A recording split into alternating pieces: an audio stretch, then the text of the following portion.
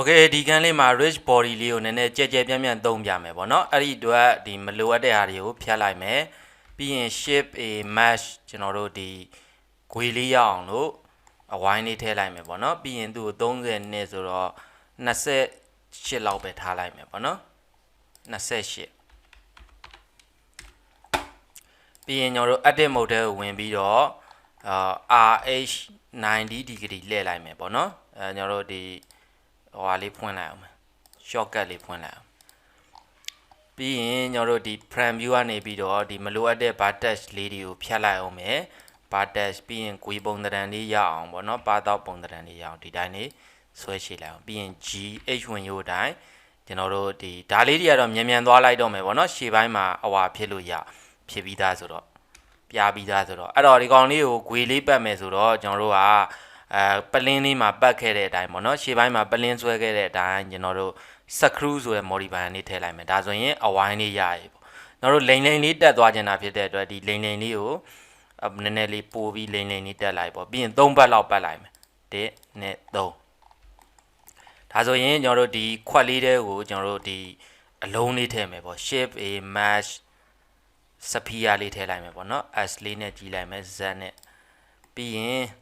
အလုံးလေးကအပြင်ထွက်နေတဲ့ G ဒီတိုင်းလေးထည့်လိုက်ပေါ့နော်သေးလိုက်အောင်ဒါဆိုရင်ဒီအလုံးလေးကဒီကနေလိမ့်ကြလာမှာဖြစ်တယ်ပေါ့နော်အလုံးလေးလိမ့်ကြလာမှာဖြစ်တဲ့အတွက်ကျွန်တော်တို့ဒီကောင်ကအခန့်ဖြစ်တဲ့အတွက်ဒီကောင်ကို physics ထဲကနေပြီးတော့ rich body passive ဆိုပြီးတော့ထည့်ခဲ့လိုက်မယ်ပေါ့နော်ကျွန်တော်တခုတတိထားမှာကကျွန်တော်တို့ဒီကောင်ကို edit ထပ်လုပ်မယ်ပေါ့နော် rich body edit ဟုတ်ပြီသူ့ကိုလည်းသူကတော့ combat hall ပေါ့နော်ပလေးကြည့်မယ်ကျွန်တော်တို့ပြုတ်ကြသွားတယ်ဘာကြောင့်လဲဆိုတော့ကျွန်တော်တို့ကဒီဟိုဟာကphysics ကကျွန်တော်တို့ဒီ modifier တွေကိုအတိမတ်မပြဘူးပေါ့နော်အဲ့ဒီအတွက် modifier ကို apply လုပ်ခဲ့ရမယ်ပေါ့ပြီးရင်ပလေးကြည့်မယ်ဒါအပေါ်မြောက်တက်သွားတယ်ဆိုတာဒီကောင်နဲ့ထိနေသေးလို့မကြခင်မှာထိနေသေးလို့ပေါ့နော်ပလေးကြည့်မယ်ဒီမှာနောက်ထပ်တစ်ခုထပ်ပြရမှာကကျွန်တော်တို့ဒီမှာကကျွန်တော်တို့သူ့ကိုကျွန်တော်တို့ဘာပဲထားခဲ့တုံးဆိုတော့ physics မှာကျွန်တော်တို့ဒီ combat hall ပဲထားခဲ့တာပေါ့နော် hall ပဲထားခဲ့တော့သူကဒီကွန်ပျူတာဘယ်လိုနားလဲဆိုတော့တက်လုပ်လိုက်မယ်ပေါ့နော် edit mode ထဲဝင်လိုက်မယ်ပြီးရင် order ppf ပေါ့နော်ပြီးရင်ဒီကောင်နဲ့ကို select ပေး f သူကဒီလိုပဲနားလဲတာသူကအောက်ကခွက်လေးပါဆိုပြီးသူကနားမလဲ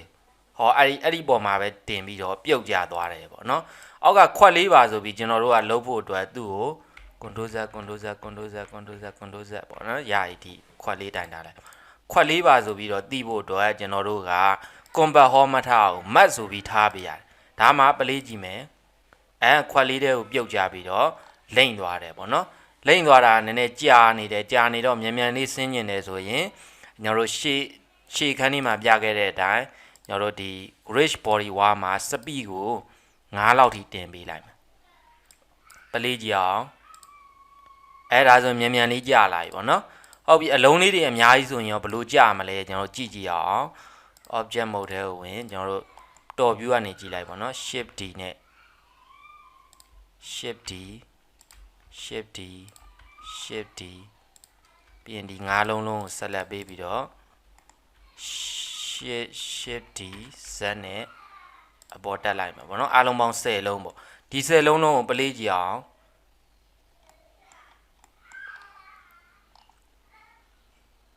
โอ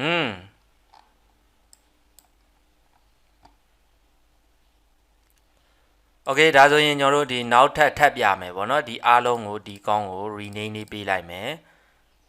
f2 screw ပေါ့ screw screw ပေါ့နော်ဒါဆိုရင်ဒီကောင်းလေးကိုကျွန်တော်တို့မျက်စိလေးမိတ်ထားခဲ့မယ်ဆိုတော့ဒီကောင်လေးကိုတက်ဖိုင်ဆေးလိုက်မယ်ပေါ့နော်မဟုတ်လို့ရှင်ဒီနားမှာကျွန်တော်တို့ထစ်နေတာတွေပြုတ်နေတာတွေနောက်တစ်ခန်းလုပ်တဲ့အခါမှာရှိနေနိုင်တဲ့အတွက်ကျွန်တော်တို့ဒီကောင်လေးကို Ctrl Shift S နဲ့ကျွန်တော်စေ့ပေးလိုက်မယ်ပေါ့နဲ့ကကျွန်တော် Blender Training Simulation နဲ့ကိုသွားပေါ့နော်သွားပြီးတော့ screw screw ဆိုပြီးတော့စေ့လိုက်မယ်ပြီးရင် file new တောင်းလိုက်မယ်တောင်းပြီးတော့ကျွန်တော်တို့ဒီအားလုံးကို select ပေးမယ် shape a mesh ကျွန်တော်တို့ဒီပေါ့နော် torrent လေးခေါ်လိုက်မယ်ပေါ့နော် torrent လေးခေါ်လိုက်မယ် torrent လေးကိုကျွန်တော်တို့ဘယ်လောက်ထားမလဲဒီကောင်ကို32လောက်ပဲထားမယ်ဒီကောင်ကို10လောက်ပဲထားမယ်ပေါ့နော်ဒါဆိုရင်ကျွန်တော်တို့ဒီမှာကိုကြိုက်တဲ့လောက်ထားလို့ရတယ်ဒီနံပါတ်ကြီးလိုက်မှတ်စေရမလို့เนาะကိုကြိုက်တဲ့လို့ထားလို့ရတယ်ပြီးရင် top view ကနေပြီးတော့ကျွန်တော်တို့ဒီကောင်လေးဒီအလဲ3တန်းကို A selection လေးယူအလဲ3ချောင်းကို select ပြီး keyboard ကနေ control 8ဆိုလို့ရှိရင်ကျွန်တော်တို့ဖြတ်ပြစ်တာပေါ့เนาะကျွန်တော်တို့ shortcut လေးဖွင့်ထား start shortcut control 8ဆိုရင်ဖြတ်ပလိုက်တာ control Z ပြန်ခေါ်လိုက်မယ်ပေါ့เนาะ keyboard ကနေ control 8ဆိုရင်ဖြတ်ပလိုက်မယ်ပြီးရင် shift Z လေးနဲ့ကျွန်တော်တို့ wire frame ပြောင်းပြီးတော့ GH ဝင်ယူတိုင်းကျွန်တော်တို့ chain ကြိုးလေးလုံးပါပေါ့เนาะရှေ့ပိုင်းမှာလောက်ခဲ့တဲ့ chain ကြိုးလေးတိုင်းပြလိုက်မယ်ပြီးရင် AGH ဝင်ယူတိုင်းအလဲတက်တက်လေးရွှေ့လိုက်ပြီးတော့ကျွန်တော်တို့ဒီကောင်လေးကိုထောင်လိုက်မယ်ပေါ့เนาะ RH ဟို edit mode မှာပဲထောင်မယ်ပေါ့เนาะ edit mode မှာပဲထောင်မယ် RH 90 Y မှားရင် Y လို့သာရေးလိုက် H နဲ့ Y ခက်စင်စင်ဆိုတော့เนาะဒါဆိုရင်ကျွန်တော်တို့အထောင်လေးရပြီဆိုတော့ object mode ထဲကိုဝင်ဒီကောင်လေးကို shift D Z နဲ့ copy ကူးလိုက်မယ်ကူးပြီးတော့ RZ 90 degree လှည့်လိုက်မယ်ပေါ့နော်ထိတဲ့လောက်နီးပါးသွားမယ်တစ်ခုနဲ့တစ်ခု shift Z လေးနဲ့ဒါဆိုရင်ရပြီပေါ့နော်ပြီးရင်ဒီကောင်ကို shift D Z နဲ့ copy ကူးလိုက်မယ်ပြီးရင် shift R ဒီလောက်ပေါ့နော်တန်ကြိုးလေးဒီလောက်ပေါ့ဒါဆိုရင်ကျွန်တော်တို့ဒီကောင်ကိုကျွန်တော်တို့ active passive လေးတွေထည့်မယ်ပေါ့နော်ပထမဦးဆုံးအနေနဲ့ကျွန်တော်တို့အပေါ်ဆုံးအတန်ကြိုးလေးကလည်း setting ထည့်မယ်ပေါ့ဒီကောင်လေးကမှတ်လို့ဘူးပေါ့နော်မလို့ဘူးသူကactive ပဲဒါမှတ်လို့မှာဖြစ်တဲ့အတွက်သူ့ကိုဟိုပါပေါ့နော် dynamics ကိုအမှန်ကြီးဖြုတ်လိုက်ပေါ့နော်ပြီးရင် mesh ကိုရွေးပြရမယ် mesh ပေါ့ဒီကောင်လေးကကြတော့ rich body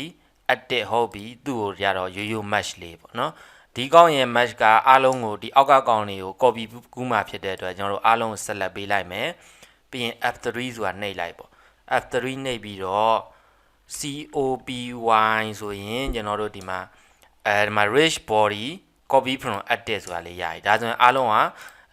အကုန်ရသွားပြီပလေးကြည့်အောင်chain ကြိုးလေးရသွားပြီchain ကြိုးလေးရသွားပြီဆိုတော့ကျွန်တော်တို့ front view မှာကြည့်ပြီးတော့ဒီ chain ကြိုးလေးကိုဒီကောင်တွေအားလုံးကိုကျွန်တော်တို့ R လေးနဲ့လှည့်လိုက်မယ်လှည့်ပြီးတော့ကျွန်တော်ဒီနားလေးလောက်မှာထားကြည့်မယ်ဆိုပလေးကြည့်အောင်chain ကြိုးလေးဒီမှာအလုံးလုံးတယ်ပေါ့နော်အလုံးလုံးတယ်လုံးလုံးတော့ကျွန်တော်တို့ဒီမှာကျွန်တော်တို့ဒီနားလေးမှာအလုံးလေးထည့်လိုက်မယ်ပေါ့နော်အဲ့ဒီတော့ဒီကောင်ကိုတောက် shift F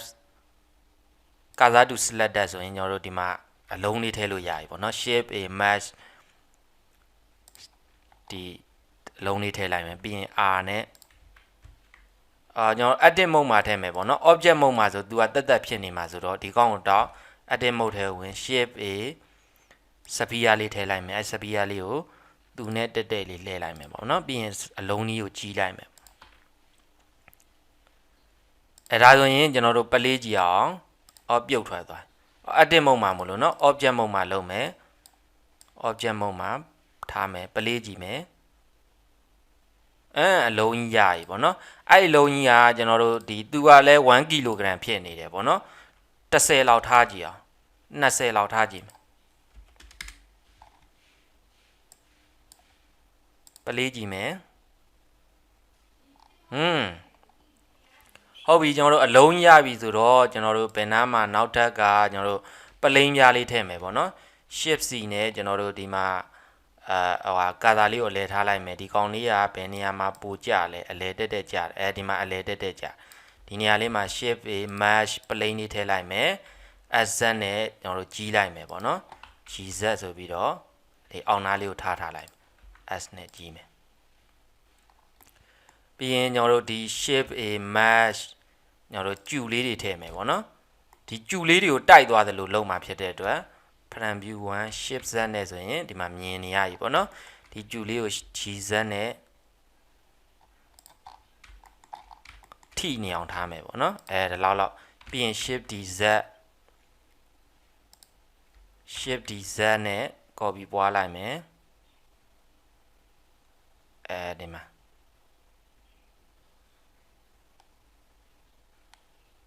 ထိနေလို့တော့မရဘူးပေါ့နော်ထိမနေနဲ့ပြီးရင် shift D H ဝင်ရိုးတိုင်း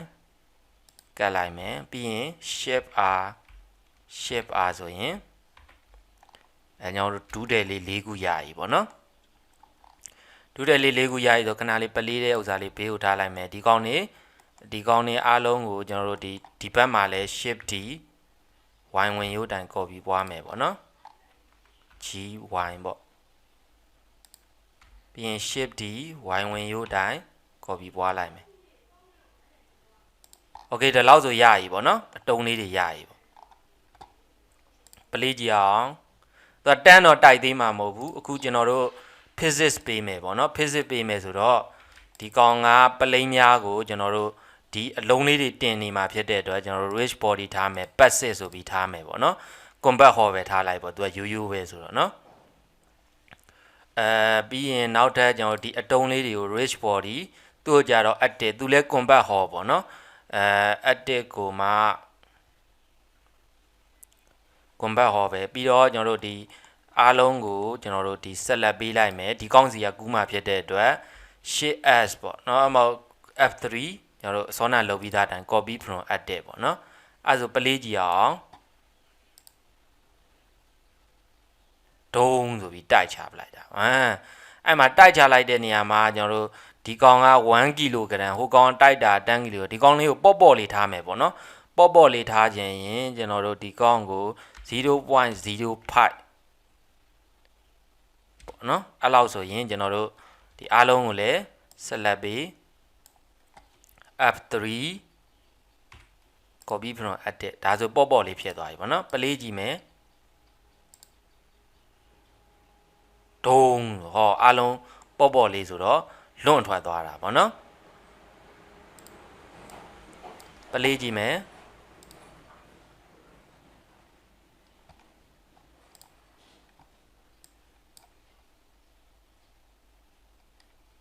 โอเคဒီသဘောတရားလေးပါပဲပေါ့နော်အဲ့ဆိုရင်ကျွန်တော်တို့ဒီကောင်လေးကိုလည်းစိတ်ပေးလိုက်မယ်ပေါ့နော်နောက်ခန်းလေးမှာကျွန်တော်တို့ smoke simulation လေးပြမယ်ပေါ့နော်ဒီ fluid တွေနဲ့ fluid လေးသုံးတာလေးပြမယ်ပေါ့ smoke တွေမီလေးတွေအဲ့ဒါကြတော့ကျွန်တော်တို့ run ကောင်းဖို့လိုတယ်ပေါ့နော်ဒီ physics တွေသုံးမယ်ဆိုရင် run များလေကောင်းလေပါ okay ပါ